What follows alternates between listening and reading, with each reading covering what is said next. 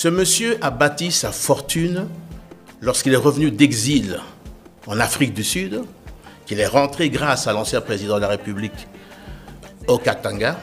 C'est à ce moment-là qu'il a battu sa fortune. Et je ne pense pas que c'est avec son salaire de gouverneur qu'il a pu avoir la fortune qu'il a aujourd'hui. Et ce monsieur voudrait faire le même type de gestion au niveau de la RDC, et ça, ce n'est pas possible.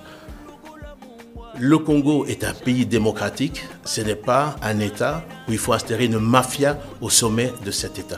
Et ce monsieur que je connais est capable de marcher sous des cadavres pour ses intérêts personnels. Cette fracture que vous parlez là, qui prône de pouvoir chasser les Kassaïens du Grand Katanga? Qui est celui qui a un jour prononcé à quelques mois qu'il allait couper la carte du Congo en retirant le Katanga? Est-ce que ce n'est pas ça, les propos dangereux? Mais je le dis à toutes ces personnes-là, qu'ils fassent très attention. Le Congo va rester un et uni. Qu'il en déplaise à ceux qui ont des ambitions démesurées et qui en font une obsession d'être à la présidence de la République. Je parle maintenant en tant que ministre de la Défense. J'ai, bien sûr, comme vous savez, ce qu'on appelle des renseignements sous l'administration du ministère de la Défense. Je vais vous dire ceci, et je préviens la population de ce qui est en train, monsieur, de préparer. Monsieur le sait très très bien. Il le sait. Au moins ça, on peut lui donner, c'est qu'il est lucide. Il sait qu'il ne peut pas gagner les élections. Il ne peut pas gagner les élections parce qu'il ne peut pas tromper un peuple tout le temps et à tout moment.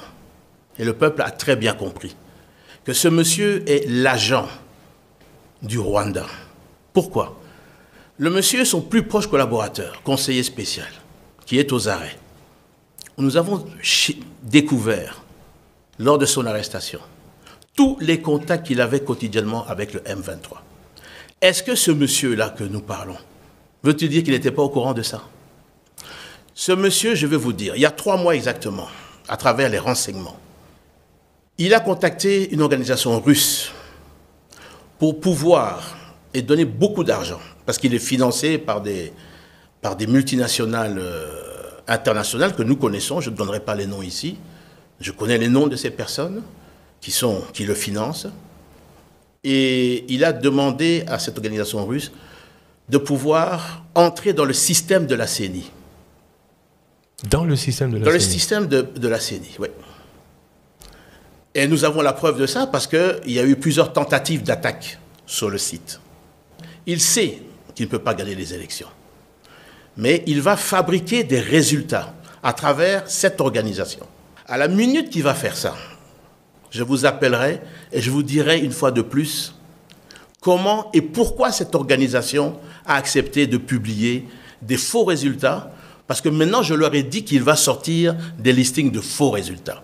Pire que ça, si ça ne réussit pas, ils vont essayer de mettre en application, ils ne réussiront pas non plus, de chercher à mettre le feu dans le pays. Mais je le dis à ce monsieur, qu'il fasse attention au retour de flamme. On ne le laissera pas détruire pour ses ambitions personnelles, mafieuses, prendre et déstabiliser ce pays.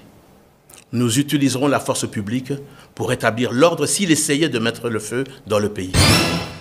Et à ce stade, vous dites que vous avez des éléments, sont toujours sans suite et conséquences?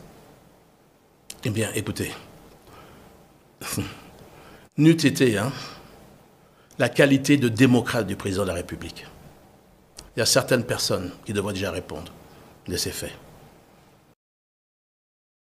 Il avait été interdit par l'ancien président de pouvoir entrer dans le pays. Il a pu bénéficier aussi de la magnanimité du président lui donnant un passeport jusqu'au moment où il a poignardé, comme il a poignardé d'ailleurs de son ancien président aussi.